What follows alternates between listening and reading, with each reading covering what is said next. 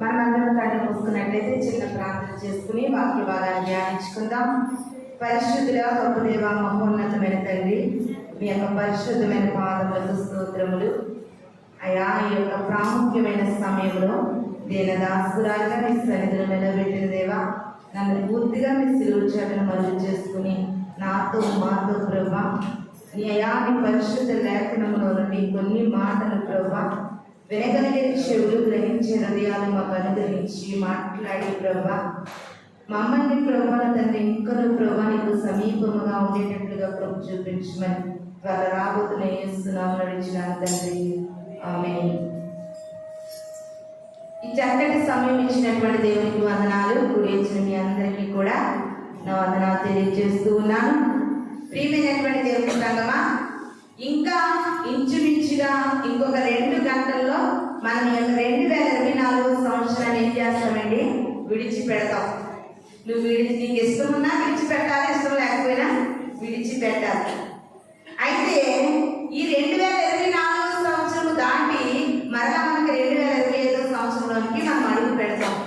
అయితే మనము చాలా సార్లు అనుకుంటామండి, మనం క్రొత్త సంవత్సరంలోనికి అడుగు పెట్టామని మనం అందరం అనుకుంటాం. ఎందులోకి? క్రొత్త సంవత్సరంలోకి. అసలు సంవత్సరం అంటే ఒక తారీఖులను బట్టి క్రొత్త సంవత్సరంగా నిర్ణయించడాన్ని బట్టి మనం క్రొత్త సంవత్సరం అనుకుంటాం. నిజంగా సంవత్సరం క్రొత్త సంవత్సరంలోకి అడుగు పెడుతున్న మనం ఉంటుండగా క్రొత్త సంవత్సరంలో ఈ సృష్టిలో ఏదైనా కొత్తగా మారుతుందా? ఆలోచన చేద్దాం. ఈ సృష్టిలో ఏదైనా కొత్తగా ఏదైనా ఉంటుందా? ఉండదు. కాలాలు గడుస్తున్నాయి, రోజులు గడుస్తున్నాయి. అవి కొత్త రోజులుగా, కొత్త సంవత్సరాలుగా, క్రొత్త నెలలుగా మన కళ్ళ ముందు ఉంటాయి. కానీ ఈ సృష్టిలో మాత్రము క్రొత్తదంటూ ఏది ఉండదండి. అందుకనే మహాజ్ఞాని అయిన సొలొమోను గారు అన్నారండి, ఈ భూమి మీద నూతనమైనదంటూ ఏది లేదంట. ప్రియమైన దేవుని సంగమా, ఈ భూమి మీద నూతనమైనదంటూ ఏది లేదు. చాలాసార్లు క్రొత్త సంవత్సరాలు అడుగు పెట్టేటప్పుడు కొన్ని నిర్ణయాలు కూడా తీసుకుంటూ ఉంటారు.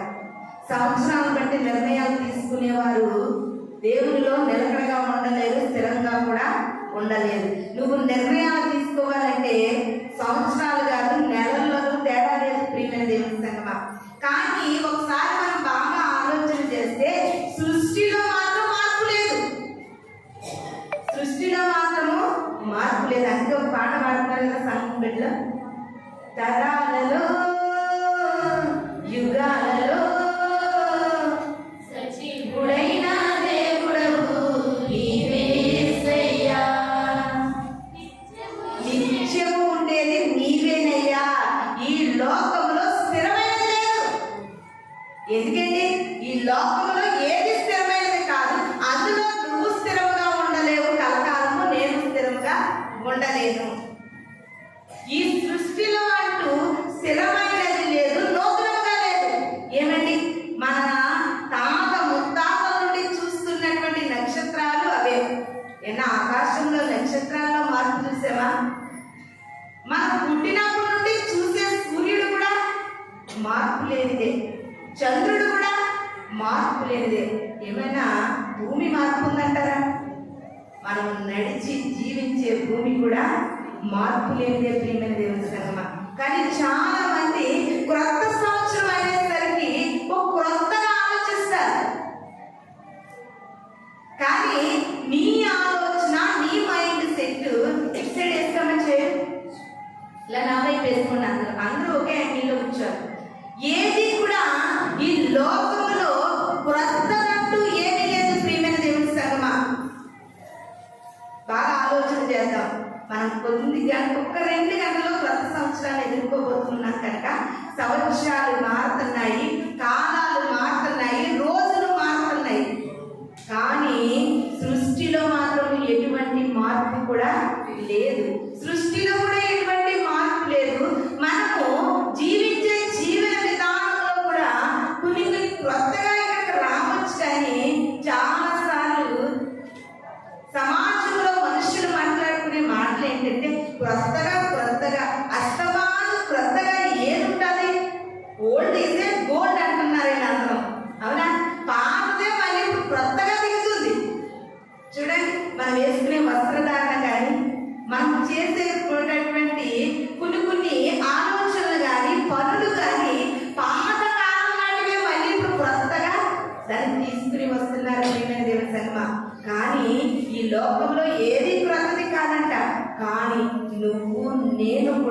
క్రొత్తగా అవుతామంట ప్రియమైన దేవుని సంగమా. అందుకనే వాక్యము మనకు తెలియజేస్తూ ఉంది. 2వ కొరింథీయులకు రాసిన పత్రిక 5వ అధ్యాయము 17వ వచనం. ఈ సృష్టిలో క్రొత్తదంటే ఏమీ లేదు, కానీ అపోస్తలుడైన పౌలు గారు ఒక చక్కటి మాట మనకు తెలియజేస్తూ ఉన్నారు. కాగా ఎవడైనను క్రీస్తునందు వాడు నూతన సృష్టి. హల్లెలూయా, హల్లెలూయా. జాగ్రత్తగా గమనిద్దాం అందరం కూడా. ఈ సృష్టిలో క్రొత్తదంటే ఏమీ లేదు. ఇప్పుడు మన చర్చిలో పెద్దవారు ఉన్నారు, నాన్నగారు లాంటి వాళ్ళు అందరూ ఉన్నారు. వారి కాలంలో నీళ్లు తాగారు. మనమేమో క్రొత్తగా వేరే తాగుతున్నామా? ఆ వాటరే మనం తాగుతున్నాం. అవునండి. వారి కాలంలో గాలిని పీల్చుకుని బ్రతికారు. మనం ఏదైనా వెరైటీగా ఏదైనా చేసి బ్రతుకుతున్నామా? అదే గాలి మనం పీల్చుకుంటున్నాం. అంటే ఒక మానవుడు చక్కగా ఆలోచింపదగ్గ విషయం ఏంటంటే ఈ సృష్టిలో క్రొత్తదంటూ ఏమీ లేదు. బాగా ఆలోచించండి. ఈ సృష్టిలో క్రొత్తదంటూ ఏమీ లేదు, కానీ అపోస్తలుడైన పౌలు గారు అంటున్నారు, ఎవడైనను క్రీస్తు యేసునందు ఉన్న యెడల వాడు మాత్రము నూతన సృష్టి. 2 చేతుల పైకెత్తి హల్లెలూయా చెప్తాం. హల్లెలూయా, హల్లెలూయా. ఎంత గొప్ప దేవుడండి, ఎంత చక్కటి మాటను మనకి ఇది నా తెలియజేస్తూ ఉన్నారు. అందుకనే ఆయన సర్వ సృష్టిని కూడా మాటతో చేశారండి. కానీ ఈ పౌలు గారు అంటున్నారు, క్రీస్తు యేసునందు ఉన్న మనిషి నూతన సృష్టిగా మాట్లాడంట. ఆ నూతన సృష్టిగా మారగలిగే మనలో మాత్రము ఆయన ఎన్నో కళలతోని ఆశలతోని మనలను తన చేతుల ద్వారా రూపురేఖలనిచ్చి ఆయన జీవవాయువు మనలోనికి నింపి మనలను చేసుకున్నాడు ప్రియమైన దేవుని సంగమా. అయితే ఎంత గొప్ప మాటలు చూడండి. ఈ సృష్టిలోనే జరగనిది ఒక వ్యక్తి యేసు క్రీస్తునందు ఉంటే ఆ వ్యక్తి ఎలా మారిపోతాడంటే నూతన సృష్టిగా మారిపోతాడంట. మరి మనం అందరం కూడా నూతన సంవత్సరంలోకి వెళ్ళిపోతున్నాం కదా. వెళ్ళిపోతున్నటువంటి నీవు నేను కూడా దేవుని యందు కనుక మనం జీవించగలిగితే మనం ఎలా మారిపోతామంటే నూతన సృష్టిగా మారిపోతాం. అందుకే కింద ఏమన్నారని, పాతవి గతించెను, ఇదిగో సమస్తము క్రొత్తమాయెను. నీ జీవితంలో నీవు దేవుని యందు జీవిస్తే నువ్వు నూతన సృష్టిగానే మార్చబడతావు. అంతేకాదు నీలో పాతవి గతించిపోతాయి. ఇప్పుడు చూడండి, చెప్పాను కదా స్టార్టింగ్ లో, నూతన సంవత్సరానికి అడుగు పెట్టే ముందు నువ్వు కోపగించినా, నీకు 2024 సంవత్సరం వదలాలనిపించకపోయినా, ఇష్టం లేకపోయినా చచ్చినట్టు 2025 ఎదుర్కోవాలి. అవునా? అలాగే నువ్వు దేవుని యెడల క్రీస్తు యేసునందు నువ్వు జీవించగలిగితే నువ్వు నూతన సృష్టిగా మారి ఆటోమేటిక్ గా ఈ 2024 సంవత్సరాన్ని నువ్వు అనుకోకుండానో నీకు ఇష్టం లేకుండానో 2025లోకి ఎలాగైతే మారుతున్నావో నీకు తెలియకుండానే నీ ఆలోచన విధానం మారిపోతుంది. నీకు అర్థం కాదు, నేనేనా ఒకప్పుడు అంతగా బ్రతికిన నేను, లోకము కొరకు బ్రతికిన నేను, లోకము కొరకు ప్రాకులు పడిన నేను, లోకాశల వెంట పరిగెట్టిన నేను, ఈ దినాన్ని నేనేనా ఇలా ఉండగలిగిన ఆశ్చర్యము మనిషిలో కలుగుతుంది. అది ఎప్పుడు కలుగుతుంది అంటే క్రీస్తు యేసునందు ఉన్నప్పుడు నువ్వు నూతన సృష్టిగా మారాలి. మారినప్పుడు పాతవి ఏమైపోతాయి? వాటంతటా అవే గతించిపోతాయి. వాటంతటా అవే గతించిపోతాయి. ఆలోచన చేయండి ప్రియమైన దేవుని సంగమా. ఈ దినాన్ని దేవుడు నీ నుండి నా నుండి నూతన సంవత్సరాన్ని పెడుతున్నామని మనం అందరం కూడా సంతోషంగా ఉండాలి. వద్దని నేను అన్ను. కొత్త వస్త్రాలు ఉన్న మట్టుకు మనం వేసుకోవాలి, వద్దని నేను అన్నా. ఒక్కసారి నువ్వు బాగా ఆలోచించి క్రొత్త వస్త్రము నువ్వు తొడుక్కునేటప్పుడు పాత వస్త్రమే తొడుక్కోవచ్చు కదా. పాత వస్త్రాన్ని తీసి పారవేసి క్రొత్త వస్త్రం తొడుక్కుంటేనే దాని అందం నీకు కనబడుతుంది. అంతేగాని పాతది మురికి పడిన వస్త్రం ఒంటి మీద ఉంటుండగా నూతన వస్త్రం తగిలించుకుంటే దాని అందం ఏముంది? దాని విలువ ఏముంది? దాని ప్రాముఖ్యత ఏముంది? ఈ దినాన్ని క్రైస్తవులు అనేవారు నాకు చక్కగా నూతన సంవత్సరంలో ఒక ఇష్టమైనటువంటి వాడుక ఏంటంటే, అన్ని మతాల వారు కూడా నూతన సంవత్సరంలో దేవాలయాలకు వెళ్ళి దండాలు పెట్టండి. కానీ క్రైస్తవులుగా జీవిస్తున్న మందిరాలకు వచ్చి ప్రార్థన పూర్వకంగా సిద్ధపడతారు. ఇది వేరే వేరే చోట ఎక్కడ జరగదు. ఇది క్రైస్తవుల్లోనే జరుగుతుంది. ప్రియమైన దేవుని సంగమా, అంటే క్రైస్తవులందరూ కూడా నూతన సంవత్సరాన్ని పండగలా చేసుకోవాలని కాదు. దీనికి ఒక బైబిల్ గ్రంథంలో ఒక ఆనవాలు ఉంది, ఒక ఆచారం ఉంది. ఏంటంటే యూదులు ఇశ్రాయేలీయులు పుట్టినప్పుడు మగబిడ్డ పుట్టగానే మగబిడ్డకు మనం చూడండి, బిడ్డలు పుడితే 7వ రోజున ఏం చేస్తారు? నేలపోతాన్ని చేస్తారు. అవునా? నీళ్లు వేస్తారు, అందరినీ పిలిచి స్నానం చేపిస్తారు. అలాగే యూదుల యొక్క ఆచారం ఏంటంటే మగబిడ్డ పుట్టినటువంటి 8వ రోజున ఆ యొక్క బిడ్డను తీసుకుని వెళ్ళి ఆ బిడ్డకి ఏం చేస్తారు? సున్నతి చేస్తారు. మనకు బాగా కలిసి వచ్చింది ఏంటంటే క్రిస్మస్ 25 జరిగితే యేసుక్రీస్తు వారు 25నే పుట్టితే ఆ లెక్కెట్టుకున్న రోజులు వచ్చేసరికి జనవరి 1 ఎంత అవుతుంది? 8వ రోజు అవుతుంది. అది మనం జరుపుకునే పండుగ. ఇది పక్కన పెట్టేశారు. అసలైనటువంటి సత్యాన్ని పక్కన పెట్టేశారు. అందరూ ఏమనుకుంటున్నారంటే క్రొత్త సంవత్సరం కదా, దేవుని మందిరానికి వెళ్ళాలి. తప్పు కాదు, సత్యం కూడా మనకు అర్థం కావాలి. ప్రియమైన దేవుని సంగమా, ఇది నా వాక్యం అంటుందండి, ఎవడైనా క్రీస్తు యేసునందు ఉన్నాయా వాడు నూతనమైన సృష్టి. నువ్వు నూతన సృష్టిగా నువ్వు మార్చబడాలంటే ప్రియమైన దేవుని సంగమా, నువ్వు నూతన సంవత్సరంలోనికి అడుగు పెట్టే ముందు పాతవి గతించుకోవాలి. పాత జీవితాలను పాతి పెట్టాలి. మనం చదువుకున్నాము కదండి, పాత తిత్తులలో క్రొత్త ద్రాక్షరసం పోయకు, క్రొత్త బట్టకు పాత బట్ట ముక్క తీసుకొచ్చి మాసిక వేయకు. పాత తిత్తుల్లో క్రొత్త ద్రాక్షరసం వేయడం వల్ల అటు ద్రాక్షరసం పాడైపోతుంది, ఇటు తిత్తు పాడైపోతుంది, రెండు చెడిపోతాయని మత్తయి సువార్తలో యేసుక్రీస్తు ప్రభుల వారు మనకు సెలవిస్తూ ఉన్నారు. ఈ దినాన్ని నువ్వు క్రీస్తు యేసునందు నూతన సృష్టిగా నువ్వు మారాలంటే ప్రియమైన దేవుని సంగమా, నీలో పాతవి గతించాలి, నీలో లోకాశలు గతించాలి, నీలో నేత్రాశ గతించాలి, నీలో శరీరాశ గతించాలి, నీలో జీవపు డమ్మము గతించాలి. అంతేకాని మనం నూతనమైన వస్త్రాలు తొడుక్కున్నంత మాత్రాన ఒకవేళ నీ బట్టలు నా బట్టలు చూసి మన తల్లిదండ్రులు మురిసిపోవచ్చేమో, కానీ దేవుడు ఏమాత్రం ఆనందించలే. ప్రియమైన దేవుని సంగమా, ఇది నేను నూతన సంవత్సరాన్ని ఎదుర్కోవడానికి మనకంటే ప్రముఖులు, గొప్పవారు, పేరు ప్రఖ్యాతులు ఉన్నవారు, పలుకుబడి ఉన్నవారు, విద్యావేత్తలు, శాస్త్రవేత్తలు అనేక మంది ఈ యొక్క 2025వ సంవత్సరాన్ని వారు ఎదుర్కోలేకపోయారు. అనేక మంది కాలగర్భంలో కలిసిపోయారు. ఇది నీవు నేను కూడా 2025 చూడగలగడానికి దేవుడు మనకు అవకాశం ఇచ్చాడంటే అది మన నీతి కాదు, మన భక్తి కాదు, కానీ ఆయన వాత్సల్యము. ప్రియమైన దేవుని సంగమా, అందుకే మనం చదువుకున్నటువంటి హబక్కూకు గ్రంథంలో చదువుకున్నాం కదండి, సంవత్సరాది మొదలుకునే సంవత్సరాంతం వరకు కూడా దేవుడు మనల్ని కాపాడుతూ ఉన్నాడండి. ఆయన ఎలా కాపాడుతున్నాడంటే కోపము చూపుతూనే కోపము వెనకాల ఏముందంటే వాత్సల్యం ఉంది. ప్రియమైన దేవుని సంగమా, ఆయన కనికరము, ఆయన వాత్సల్యము ఈ దినాన్న మనల్ని నూతన సంవత్సరం ఎదుర్కొనేటట్లుగా మనకి సహాయం చేస్తుందండి. అదేవిధంగా మనం ఇంకనూ నూతన సృష్టిగా చేయబడిన తర్వాత మనలో ఉన్న ప్రతిదీ కూడా ఎలా నూతన పరచబడాలో ఒకసారి మనం చూద్దామండి. గలతీయులకు రాసిన పత్రిక 6వ అధ్యాయము 15వ వచనాన్ని మనం చదువుకుందామండి. గలతీయులకు రాసిన పత్రిక 6వ అధ్యాయము 15వ వచనాన్ని చదువుకుందాం.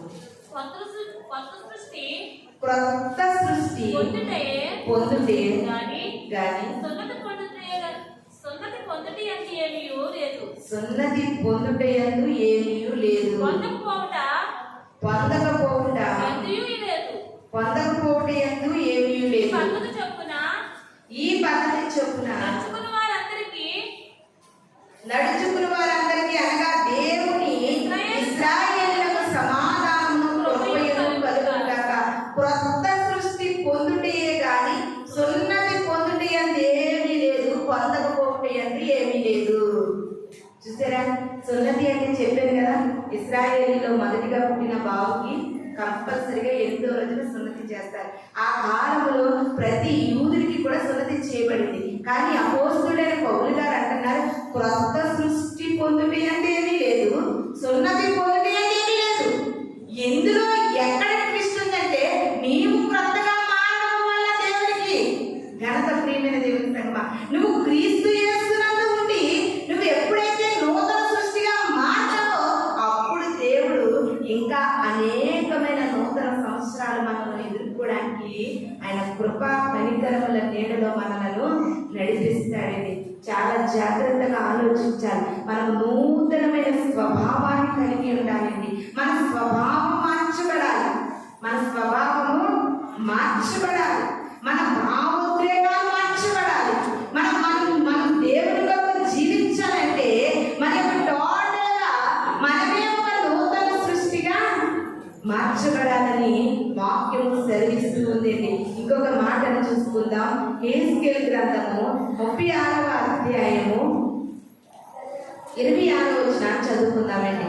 యెహెజ్కేలు గ్రంథము 36వ అధ్యాయము 26వ వచనాన్ని చదువుకుందాం. నూతన హృదయము మీకు ఇచ్చేదను, నూతన స్వభావం మీకు కలుగు చేసేదను, నూతన స్వభావము మీకు కలుగు చేసేదను, రాతి గుండెను మీలో నుండి తీసివేసి మాంసపు గుండెను మీకు ఇచ్చేదనని ప్రభు సెలవిస్తూ ఉన్నారండి. ఒకసారి బాగా ఆలోచిద్దాం. ఆయన ఏమని మాట్లాడుతున్నారండి? వాక్యము నూతన సంవత్సరం మీకు ఇస్తానంటలేదు, 2024 నుండి 2025 మీకు ఇస్తానంటలేదు, నూతన హృదయాన్ని మనకి ఇస్తారంట, నూతన స్వభావాన్ని ఇస్తారంట. ఈ రెండు మనం పొందుకోవాలంటే ముందుగా మనలో ఏం వెళ్ళిపోవాలి? పాతవి గతించిపోవాలి. పాతవి ఏంటి? రాతి గుండె లాంటి మనస్సులు. నీ గుండె రాయి అయిపోయింది. చూడండి, చాలా మంది అంటారు, చూడమ్మా అంత బాధాకరమైన విషయంలో కూడా రాయిలా కరుగుతూ లేదు, గుండె కరుగుతూ లేదంటాం. ప్రియమైన దేవుని సంగమా, ఇది నాని దేవుడు అంటున్నాడు, నీవు కూడా దేవుని విషయాలు వచ్చేసరికి నీ గుండె బండబారిపోతుంది. దేవుడి దగ్గరకు వచ్చేసరికి రాతి గుండెగా మారిపోయింది నీ గుండె. దేవుని కొరకు ఒక ప్రార్థన చేయాలంటే నీ నీ గుండె రాతి గుండెగా మారిపోయింది. దేవుని సన్నిధి అంటే నీ గుండె రాతి గుండెగా మారిపోయింది. దేవుని కొరకు బ్రతకాలంటే నీ గుండె ఒక రాతి గుండెగా మారిపోయింది. ప్రియమైన దేవుని సంగమా, దేవుడు అంటున్నారండి యెహెజ్కేలు గారితో, రాతి గుండెను తీసివేసి మనకు నూతన స్వభావాన్ని, ఇంకా నూతన హృదయాన్ని. ప్రతి క్రైస్తవులకు కూడా మనం కోరుకోవలసింది ఏంటంటే మనకు నూతన హృదయం కావాలి. ప్రియమైన దేవుని సంగమా, ఈ యొక్క లోకానుసారమైన హృదయాలు కలిగి మనం బ్రతికితే మనం పరలోక రాజ్యానికి చేరలేమండి. మనం నూతన స్వభావముగా మార్చబడాలి, మనం నూతన హృదయములుగా మార్చబడాలి. అప్పుడు మనం ఎలా ఉంటామంటే క్రీస్తు యేసునందు ఉన్న నూతన సృష్టిగా మనం మారతామని వాక్యము మనకి క్షుణ్ణంగా తెలియజేస్తూ ఉంది. చాలా సార్లు ఏమనుకుంటారంటే 2025 సంవత్సరము ఇలాగా 12 గంట కొట్టేసరికి చాలండి, ఇంకా వీళ్ళ యొక్క ఆనందం అంతులేని ఆనందం. నిజంగా అనుకుంటున్నానండి, ఆ యొక్క ఆనందము వెనకాల కూడా మీకు ఒక ఆలోచన ఉండాలి.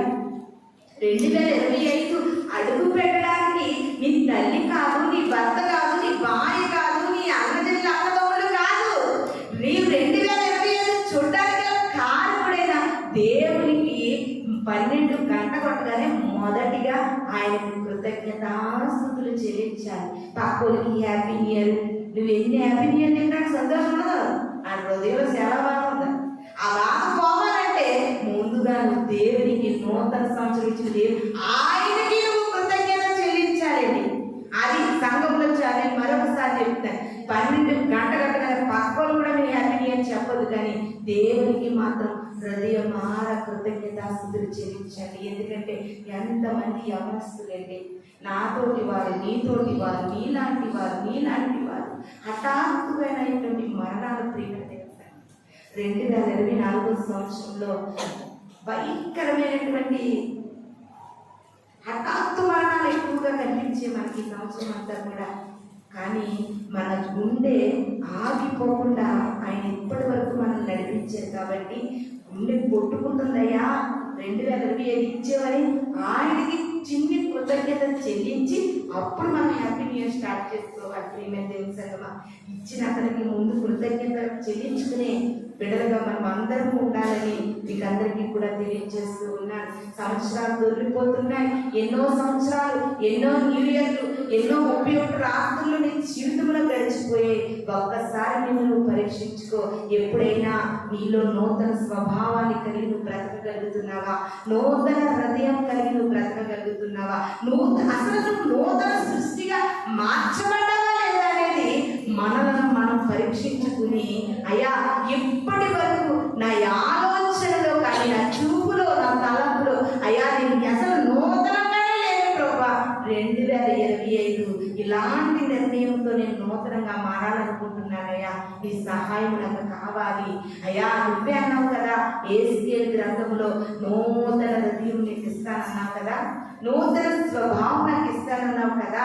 నువ్వు వాగ్దానం చేసిన దేవుడు మనసారా కోరుకుంటున్నానయ్యా. అయ్యా నా శత్రువుల సైతము ప్రేమించే నూతన హృదయం నాకు కావాలయ్యా. నాకు ఇష్టం లేని వారు సైతం ప్రేమించే నూతన స్వభావం నాకు కావాలి. నూతన మనస్సు నాకు కావాలి. అయ్యో ఈ 60 ఏళ్ళ 70 ఏళ్ళ జీవితంలో నాకేముంది? నాకు అక్కడ నూతన సృష్టి ఉంది, నూతన ఆకాశం ఉంది, నూతన భూమి ఉంది. అది నేను పొందుకోవాలంటే నన్ను నూతన పరచండి. ఇది నా వల్ల అయ్యే పని కాదు. అందుకే దావీదు గారు అంటున్నారండి, అయ్యా స్థిరమైన మనస్సు నాకు కలిగజేయండి, నూతన హృదయం నాకు ఇవ్వండి అని దావీదు గారు ప్రార్థన చేసినట్లుగా మానవులుగా జీవిస్తున్న మనందరం హృదయాలు చాలా మానవ ప్రియమైన దేవుని సంగమా. ఆయన హృదయాంతరంగాన్ని చూసే దేవుడండి. ఒకవేళ నీలో నీకే తెలియకుండా, నీకే ఇష్టం లేని నీ హృదయంలో గుడి కట్టుకుని ఉన్నాయా? దేవుని అడుగుదాం. నాకు నూతనమైన స్వభావం కావాలయ్యా, నూతనమైన హృదయం కావాలి ప్రభా. నాకు నూతన సంవత్సరం అడుగు పెట్టడానికి నీ ధన్యత ఇచ్చో. నేను అడిగింది నాకు ఇంకొకటి నాకు దయచేసి అంటే ఆటోమేటిక్ ఏమైపోతాయి? ఎవడైనా క్రీస్తు యేసునందు ఎడల వాడి నూతన సృష్టి ఆటోమేటిక్ గా పాతవి గతించిపోతాయి, పాతవి పోతాయి, పాతవి కొట్టుకుని పోతాయి. అప్పటి వరకు సమరయ స్త్రీ ఎప్పుడైతే పాతవి గతించిపోయి నూతన స్వభావము, నూతన హృదయము, సువార్త చేసే స్త్రీగా మారిపోయింది. ప్రియమైన దేవుని సంగమా, మన దేవుడు సామర్థ్యం కలిగిన దేవుడు. ఆయన ఏదైనా చేయగలడండి. పాపులను పండితులుగా మార్చగలడు.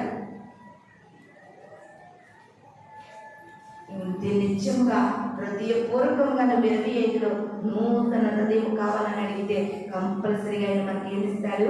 నూతన హృదయాన్ని, నూతన స్వభావాన్ని ఇస్తాడని ఇది నాని ప్రభు మనకు తెలియజేస్తూ ఉన్నారు. అదే యేసయ్య గ్రంథము 11వ అధ్యాయము 19వ వచనాన్ని ఒకసారి చూద్దాం. ప్రియమైన దేవుని సంగమా, 11వ అధ్యాయము 19వ వచనాన్ని చూద్దాం.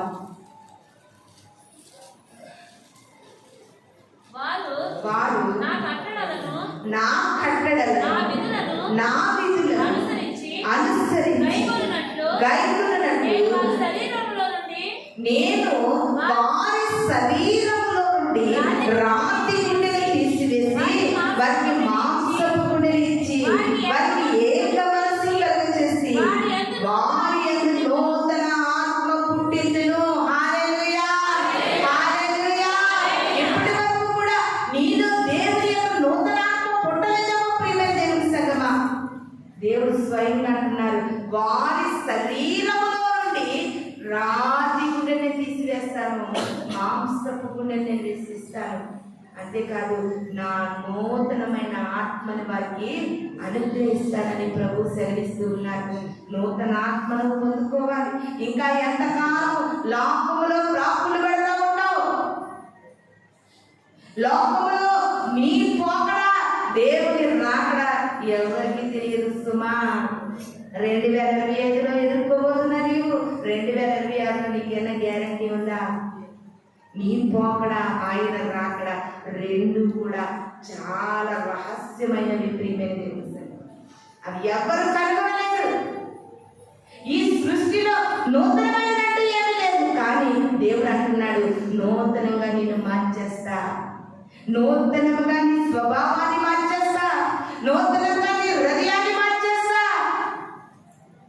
నూతనంగా నీ రాతి గుండెని తీసివేసి మాంసపు గుండెని నేను అమర్చుతానంటున్నాడు ప్రియమైన దేవుడు. ఎంత అద్భుతమైన మాట, ఎంత ఆశ్చర్యకరమైన దేవుడు ప్రియమైన దేవుడు. అలాగా బైబిల్ గ్రంథంలో అనేకమైన వారిని మనం చూడగలిగితే ఆయన రాతి గుండెలను తీసివేసి మాంసపు గుండెలుగా మార్చిన దేవుడు, ఆయన సామర్థ్యము కలిగిన దేవుడు, ఆయన ఏదైనా చేయగలిగిన దేవుడు ప్రియమైన దేవుడి సంగమా. ఒక మనిషి ఇంకొక మనిషి కొరకు ఎప్పటికీ మానవ ఒక మనిషి అనుకోవచ్చు, కానీ దేవుడి నాన్న మనతో మాట్లాడుతూ ఉన్నారు, నేను నీకు నూతన హృదయం ఇవ్వాలనుకుంటున్నాను, నూతన స్వభావాన్ని నీకు ధరింపచేయాలనుకుంటూ. ఒకప్పుడు ఎంత కోపిష్ఠురాలో, ఇప్పుడు ఎంత సాత్వికంగా మారిపోయారో ఒక్కసారి ఆలోచించండి. మారాలండి, మారాలి. కుటుంబంలో ఒక స్త్రీగా నువ్వు మారాలి, ఒక భర్తగా మారాలి, ఒక తల్లిదండ్రులకు విధేయులైన బిడ్డలుగా మారాలి. మార్పు లేని జీవితాలతో నువ్వు ఎన్ని సంవత్సరాలు ఎదుర్కొన్నా, ఒకవేళ ఏదో నూతనమైన వస్త్రాలు కొనుక్కున్నాననే సంతోషం కొద్ది సమయం ఉండొచ్చేమో, కానీ నీ హృదయంలో మాత్రం అసలైన సంతోషం ఉండదు. జాగ్రత్త. మా పైకేదో అంటే నాకు నూతన వస్త్రం వేసుకున్నాను కొద్ది సంతోషం, ఇంటికి వెళ్తే మరలా మామూలు యథావిధి దాదాపు. ఇది నాని మనము నూతనంగా మార్చబడాలి. ఒకవేళ భార్య భర్తలుగా జీవిస్తూ ఉన్న వారు కూడా ఈ సంవత్సరం అంతటిలో ఎన్ని రీతిలుగా నీ భర్తను కష్టపెట్టగలిగావు, ఎన్ని రీతిలుగా నీ భార్యను కష్టపెట్టగలిగావు, ఎన్ని విధాలుగా నీ తల్లి కళ్ళలో నుండి నీళ్లు రప్పించగలిగావు. ఈ సంవత్సరంలో ఎన్నిసార్లు నీ తల్లిదండ్రులను శోభ కలిగించావు. మారాలి, నూతన స్వభావం కావాలి ప్రతి ఒక్కరికి కూడా. ఎన్నిసార్లు నీ ద్వారా నీ ఇంటి వారు ఎంత బాధపడ్డారో ఒకసారి ఆలోచన చేయండి. నిజంగా కొత్త సంవత్సరం అంటే సరి చేసుకునే సంవత్సరం ప్రియమైన తెలుసా. మనం మారాలా, మార్పు చెందాలి. అప్పుడే మనం నూతన సృష్టిగా దేవుని దృష్టిలో ఉంటామని ప్రభు సెలవిస్తూ ఉన్నారు. ఏది నూతనం ఉండదు. ఒక విరోధులతో మళ్ళీ ఐక్యత కలుపుకునే ప్రయత్నాలు ఉండవు. శత్రువులను ప్రేమించే ప్రయత్నం ఉండదు. ఎన్ని లేకపోయినా నీ గుండెలో మాత్రము ఒక డౌట్ నీకు అలాగే ఉండిపోతుంది. అదే రాతి గుండె. హల్లెలూయా, హల్లెలూయా. మనస్ఫూర్తిగా ఫ్రీగా, అవునయ్యా ఒకప్పుడు ఇంటి రీతిగా ఉన్నాను, ఇప్పుడు ఇలా ఉన్నాను, నేను నూతన స్వభావాన్ని పొందుకున్నాను, నూతన హృదయాన్ని పొందుకున్నాను. ఒకప్పుడు అసలు నాకు చాలా కోపం అండి. మోషే గారికి కూడా ఒకప్పుడు చాలా కోపం. ఎంతటి కోపం అంటే ఇద్దరు వ్యక్తులు దెబ్బలాడుకుని జగడాలు ఆడుకుంటుంటే ఒక వ్యక్తిని చంపేశారండి మోషే గారు. అలాంటి కోపిష్టి కలిగినటువంటి మోషే గారు దేవుని ఎదుట రాగానే నూతన హృదయాన్ని పొందుకున్నారు, నూతన స్వభావాన్ని పొందుకున్నారు. ఆయన ఎంత సాత్వికుడిగా మారిపోయారంటే భూమి మీద మోషే లాంటి సాత్వికుడు లేడని దేవుడే స్టేట్మెంట్ ఇస్తూ ఉన్నారు. ఇది నాన్ని నూతన సంవత్సరం అడిగి పెడుతున్న నీకు నీ మనో భావాలు మార్చుకో. అడుగు దేవుని కంపల్సరిగా మారాలి. మార్పు లేని జీవితంలో ఎన్ని సంవత్సరాలు ఎదుర్కొన్నా దేవుని ఎదురు మాత్రం చేరలేవు. జాగ్రత్త. నిజంగా సంవత్సరాలు గడుస్తూ ఉన్నాయంటే మనకు ఒక భయం కలుగుతూ ఉంది. ఆయన రాకడ బహు సమీపంగా ఉంది. రాకడ సూచనలు జరుగుతూ ఉన్నాయి, వింతలు జరుగుతున్నాయి, విచిత్రాలు జరుగుతున్నాయి. ప్రియమైన దేవుని సంగమా, ఆయన రాకడ బహు సమీపంగా ఉంది. బహుశా 2026 రాకుండానే ఆయన వస్తే, నూతన స్వభావం లేకపోతే, నూతన మనసు లేకపోతే, నూతన హృదయం లేకపోతే మనమందరం కూడా విడవబడతామని ప్రభు వాక్యము మనకి సెలవిస్తూ ఉంది. ప్రియమైన దేవుని సంగమా, ఇంకొక మాట చదువుకుందాం. ద్వితీయోపదేశ కాండము 11వ అధ్యాయము 12వ వచనాన్ని చదువుకుందామండి. ద్వితీయోపదేశ కాండము 11వ అధ్యాయము 12వ వచనాన్ని చదువుకుందాం. చదవమ్మా. నీ దేవుడైన యెహోవా, నీ దేవుడైన యెహోవా కన్నులు సంవత్సరాది మొదలుకొని సంవత్సరాంతం వరకు ఎల్లప్పుడూ దాని మీద ఉండును. హల్లెలూయా, హల్లెలూయా. చూడండి ప్రియమైన దేవుని సంగమా, 2024వ సంవత్సరాది మొదలుకొని ఈ సంవత్సరాంతం వరకు కూడా ఆయన కన్నులు మన మీద ఉండబట్టే ఇది నాన్ని మనం సజీవులుగా బ్రతికి ఉన్నాం. అదే కన్నులు 2025 సంవత్సరాన్ని మొదలుకొని 26 సంవత్సరాంతం వరకు మన మీద ఉండాలంటే దేవుడు కొన్ని ఆజ్ఞలను మనకి తెలియజేస్తూ ఉన్నారండి. చూడండి పై వచనాల్లో ఉంటుంది చూడండి.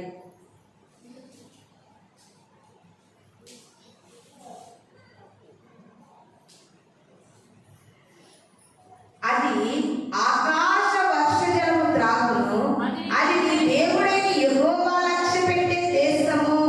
నీ దేవుడైన యెహోవా కన్నులు సంవత్సరాది మొదలుకొని సంవత్సరాంతము వరకు ఎల్లప్పుడూ దాని మీద ఉండును. ఆకాశ వర్ష జలపాతము అంటే ఆ దేశము మీదకి వస్తుందట. ఎక్కువ నీరున్న చోట ఏముంటాయండి? పంటలు ఉంటాయి, పచ్చదనం ఉంటది, సమృద్ధి ఉంటది, అంతా సస్యశ్యామలంగా ఉంటది.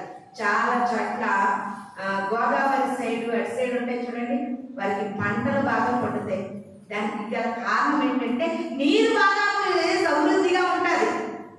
యెహోవా కన్నులు నువ్వు పండించే పంట మీద, నువ్వు వేసేటటువంటి నారు మీద, నువ్వు వేసేటటువంటి విత్తనాల మీద, నువ్వు ఈ యొక్క వ్యవసాయ సాగుడు మీద దేవుని కన్నులు ఉండాలంటే ప్రియమైన దేవుని సంగమా, ఆయన నిన్ను లక్ష్య పెట్టాలంటే సంవత్సరాది మొదలుకొని సంవత్సరాంతం వరకు కూడా ఆయన మనల్ని ఆశీర్వదించాలంటే తప్పనిసరిగా మనము నూతన స్వభావాన్ని కలిగి ఉండాలి, నూతన సృష్టిగా ఉండాలి, నూతన హృదయమును మనము కలిగి ఉండాలి. ఎంత చక్కగా ఉందో చూడండి ద్వితీయోపదేశ కాండంలో.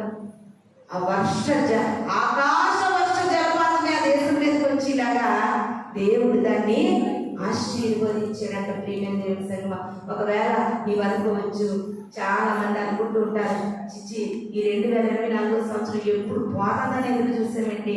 ఈ 2024 సంవత్సరంలో మేము పడ్డ కష్టాలు, మేము పడ్డ బాధలు, మేము పడ్డ వేదనలు, ఆర్థిక ఇబ్బందులు, ఆరోగ్య సమస్యలు అంతా ఎంత కాదని అనుకోవచ్చు. సంవత్సరాలతో లెక్కలేదు ప్రియమైన దేవుని సంగమా. ఆయన నిన్ను లక్ష్య పెట్టాలంటే, దేశంలో లక్ష్య పెట్టాలంటే కంపల్సరీగా ఆయన ఆజ్ఞలను మనం అనుసరించి నడుచుకుంటే, ఆయన ఇష్టంగా మనం మారగలిగితే కంపల్సరీగా దేవుడు సంవత్సరాల్లో బాగోడు ఉంటుందండి, రోజుల్లో బాగోలేదని ఉండదు. ప్రియమైన దేవుని సంగమా, ముందు మనము మారితే అంతా మారుతుంది.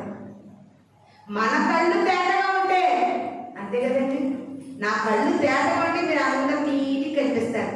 నా కళ్ళల్లో లోపం పెట్టుకుంటే మీరు నాకు మస్తగా కనిపిస్తారు. ఇది నువ్వు అనుకుంటున్నావు ఏంటి ఈ సంవత్సరం అంతా ఎంత నలుగురి, ఇన్ని పరిస్థితులు, నా కుటుంబము, నా ఆరోగ్యము, నా స్థితిగతులు అని నువ్వు అనుకుంటున్నావేమో. కాదు, ముందు నువ్వు మారాలి. నువ్వు నూతన స్వభావం కలిగి బ్రతకాలి, నువ్వు నూతన హృదయం కలిగి బ్రతకాలి. లోపము చూస్తున్న వాటిలో ఉండదు, మనం చూసే కన్నుల్లో ఉంటుంది. ప్రేమ దేవుని అలాగే నీ స్థితిగతులకు ఏ లోపం ఉందంటే నీ హృదయాన్ని బట్టి ఉంటుంది. నువ్వు నూతన స్వభావం ధరించుకుని చూడు, అడుగు దేవుని నూతన హృదయాన్ని కలిగి బ్రతుకు. రాత్రి గుండె తీసుకువే, మాంసపు గుండె కావాలని నువ్వు అడుగు. కంపల్సరిగా ఆటోమేటిక్గా పాత జీవితం పట్టుకోబోతుంది. ఎస్తేరు జీవితం చూడండి, తల్లి లేదు, తండ్రి లేదు. పాపం ఎస్తేరుకి ఏదో వాళ్ళ బాబాయ్ తీసుకొచ్చి పెంచుకుని, ఫోన్లే ఆడపిల్ల కొంచెం అందమైన వండి పెడతాది అనుకుంటే అవాకి చూసి అన్నం వండి కూర నా బాబాయ్ పెట్టుకుండేది. ఎస్తేరు నూతన సృష్టిగా, నూతన హృదయముగా, నూతన స్వభావముగా దేవుని ఆరాధిస్తూ ఉంటే ఏమైపోయింది? ఆ పూరి గుడిసే పాత జీవితం పోయింది, ఆ మట్టి వాకిలి పాత జీవితం పోయింది. ఆమె యొక్క జీవన విధానం, ఆ స్టైలే మారిపోయింది. పాతవి గతించిపోతాయి. అది పాతవి దేవునికి నచ్చని క్రియలన్నా, నిన్ను ఇబ్బంది పెట్టే శోధనలన్నా, నిన్ను ఇబ్బంది పెట్టే రోగాలన్నా, నిన్ను బలహీనపరిచే వ్యాధులన్నా ఏదైనా పాతదే. 24 సంవత్సరంలో మనం బాధ పెట్టింది ఏదైనా పాతదే. ఆ పాతవన్నీ గతించిపోయి నీ క్రొత్తగా నీ జీవితం స్టార్ట్ అవ్వాలంటే ముందు నీ హృదయం మారాలి, నీ స్వభావం మారాలి, నీ క్రియలు మారాలి. నువ్వు ఒక నూతన సృష్టిగా మార్చబడాలి. నూతన సృష్టిగా ఊరికనే మార్చబడలేము. మనం క్రీస్తు యేసునందున్న ఎడల మనము నూతన సృష్టిగా మార్చబడతాం. ఇంకొద్దిసేపట్లో మరి నూతన సంవత్సరంలోకి వెళ్ళే ముందు వాగ్దానాలు కూడా మనం అందరం కూడా తీసుకుంటాం. పోయిన తెలుసమ్మా, వాగ్దానాలు మనం అందరము తీసుకుంటాం. కానీ మీకు ఒకటి చెప్పనా, వాగ్దానాలు అనేవి అన్ని శుభసూచకమైన మాటలే ఆ కార్డ్స్లో ఉంటాయి. బాగా గమనించండి.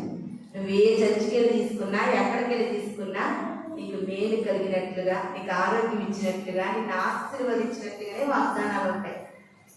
ముందు నీ జీవన విధానం మారాలంటే నీ హృదయం మారాలి, నీ స్వభావం మారాలి. వాగ్దానం అనేది ఆ నిమిషానికి మనల్ని దేవుడు బలపరిచేదంటే. అబ్రాహాముకు వాగ్దానం చేశాడు దేవుడు, యోసేపు గారికి వాగ్దానం చేశాడు. అందుకని మన క్రైస్తవ బిడ్డలుగా మనం ఏం చేస్తున్నామంటే దేవుని వాక్యమే మనకు ఆదరణని మనం వాగ్దాన ప్రామిస్ కార్డు తీసుకుంటూ ఉంటాం. ముందుగా వాగ్దానం కాదు, ముందు నీ జీవితం మారాలి, నీ పరిస్థితులు మారాలి. ప్రేమైన సంగమా, మనము నూతన సృష్టిగా మార్చబడాలి. నూతనంగా మార్చబడాలంటే పాతవి ఏమైపోవాలి? గతించిపోవాలి. పాతవన్నీ కూడా గతించిపోవాలి. పాత నడక గతించిపోవాలి, పాత చూపు గతించిపోవాలి, పాత హృదయం గతించిపోవాలి, పాత ఆలోచనలు గతించిపోవాలి. ఇది నాన్ని నీకు అటువంటి ఆశ కలిగి నువ్వు నిజంగా ఉన్నట్లయితే కంపల్సరీ దేవుడు నూతన సంవత్సరంలో మనకు నూతనమైన స్వభావాన్ని కలిగిస్తాడండి. ఇప్పుడే కాదు, ఇప్పుడు అదే ప్రార్థన చేసుకుంటాం. మనం నూతన పరచబడాలి.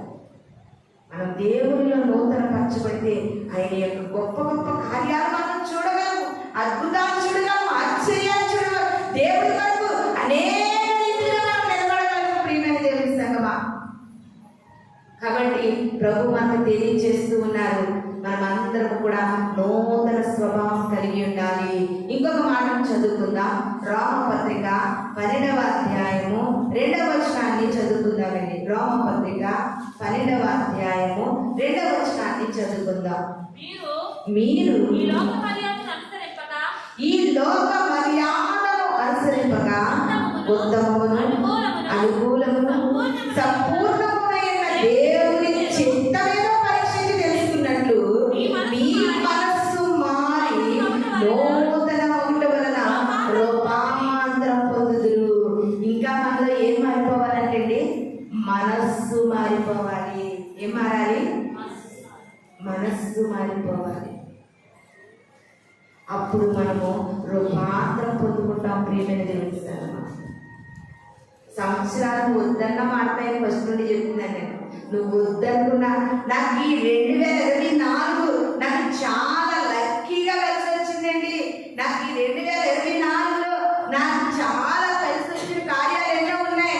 అయ్యో ఈ సంవత్సరం వెళ్ళిపోతుంది, నేను అస్సలు చర్చికి రాను, ఇంట్లోనే పడుకుంటానని నువ్వు పడుకున్నా, నువ్వు నిద్రపోతావేమో కానీ కాలం మాత్రము నిద్రపోదు. ప్రియమైన తెలుస్తాను.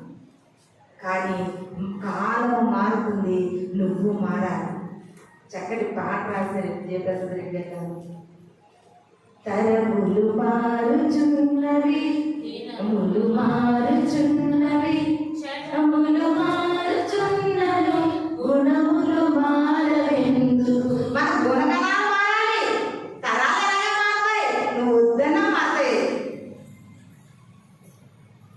రేపు ఎవరైనా చీటీ అయిన వచ్చేస్తారా, రోజు రాకూడదని నువ్వు భయపడితే ఆ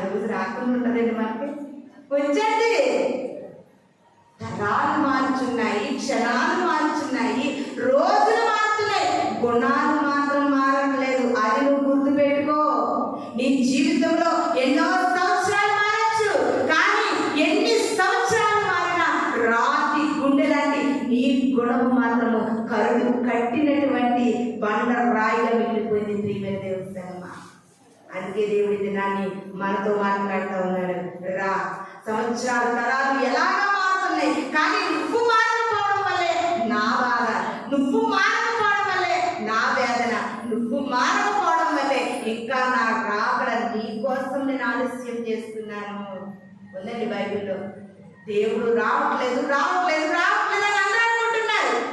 నువ్వు మార్పు చెందామని ఇంకా దీర్ఘ శాంతముతో ఎదురు చూస్తూ ఉన్నాడు. ప్రియమైన దేవుని సంగమా, తరాలు మారినా, యుగాలు మారినా, ఏమి మారినా ఆయన సంతోషించట్లేదు, కానీ నీవు మారట్లేదని ఎదురు చూస్తూ ఉన్నాడు. ఇది నువ్వు మారగలుగుతావా? ఎలా మారతావేంటి? ఏం మారాలని నువ్వు అనుకోవద్దు. మారాలి, నేను కూడా చాలా మారాలి.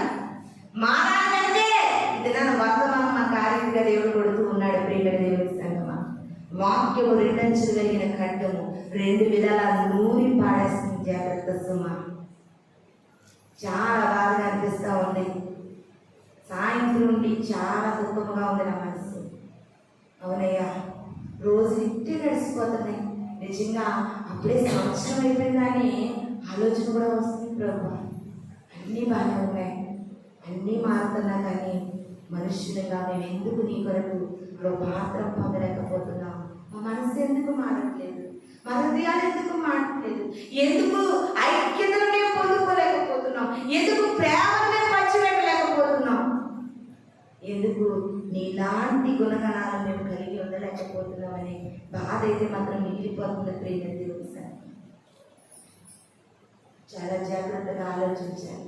నిజముగా మార్పు లేనటువంటి మన హృదయాలను, మారు మనస్సు లేనటువంటి మన బ్రతుకులను ఆయన కంటికి రెప్పలా కాపాడుకుంటే ఎంత ఏడుపు వస్తుందండి.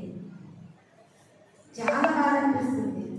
కొంచెమైనా మంచితనం లేని మనలను సంవత్సరాలు, 11 సంవత్సరాల వరకు ఆయన కాపాడుతూ ఉంటే నీకేమాత్రము ఎలా ఉందో. కానీ ఇలాంటి దేవుడు అడుగుతున్నాడు, సంవత్సరాలు మారి అని నువ్వు కొత్త బట్టలు వేసుకుని, నువ్వు కేక్ కట్ చేసుకుని, నువ్వు క్యారియర్ సర్వీస్ చేసుకుని, మన భోజనాలకు మనం సంతోషిస్తున్నాం. కానీ ఆయన అనుకుంటున్నారు, అయ్యో సంవత్సరాలైతే మారుతున్నాయి, కానీ గుణాలు మాత్రం మారట్లేదని దేవుడు బాధపడతా ఉన్నాడు. అందుకే దేవాది దేవుడు బాధపడుతుంటున్నాడు. అయ్యో, ఈ యొక్క అంజూరపు చెట్టు 3 సంవత్సరాల నుండి కూడా మొద్దులను కాపుగా ఉండిపోయింది, దీన్ని నరికి పాడేయమంటే కుమారుడైన యేసు క్రీస్తు అంటున్నారండి. కుమారుడైన యేసు క్రీస్తు అంటున్నారు. ప్రియమైన దేవుని సంగమా, అయ్యా ఇంకొక సంవత్సరం చూద్దాం. ఆ గుణగణాలు మారడానికి ఇంకొక సంవత్సరం చూస్తే బాగుంటుందయ్యా. చైలు పట్టుకెళ్ళి రాదు కూర్చుండేది ఆయన. మీ పొరలు ఎందుకు తిరిగేస్తే అర్థమవుతుంది. ఒకసారి అందరూ రెండు చేసి పైకి కలిగి చెప్తాం, హల్లెలూయా, హల్లెలూయా, హల్లెలూయా. ఎన్ని మారినా కానీ నువ్వు మారకపోతే ఆయన లోకానికి వచ్చింది వ్యర్థము.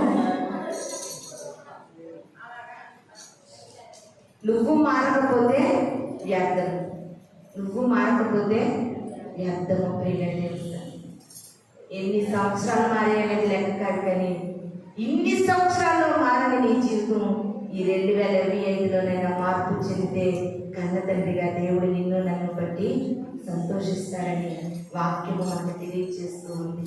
మనమందరం మారాలండి, మార్పులు చెందాలి, కోపాలు తొలగించుకోవాలి, ద్వేషాలు తొలగించుకోవాలి, ఉద్రేకాలు తొలగించుకోవాలి, శత్రుత్వం తొలగించుకోవాలి.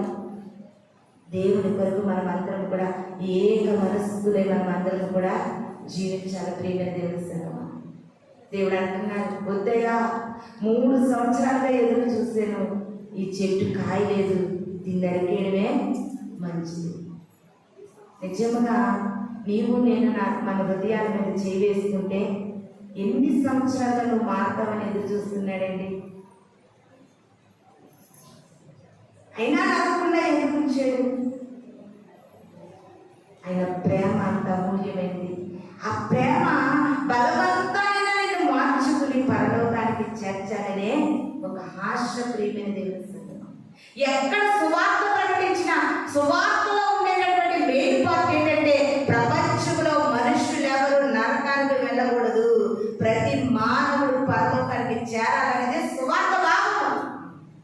సువార్త అంటే అదే. ఆ సువార్తను ప్రతి వారం వింటావు, ప్రతి వాక్యాన్ని వింటావు. ఇది యొక్క వార్త నిన్ను ఎంతగా మార్చగలుగుతూ ఉంది, నేను ఏ దారిలో నడిపిస్తూ ఉంది.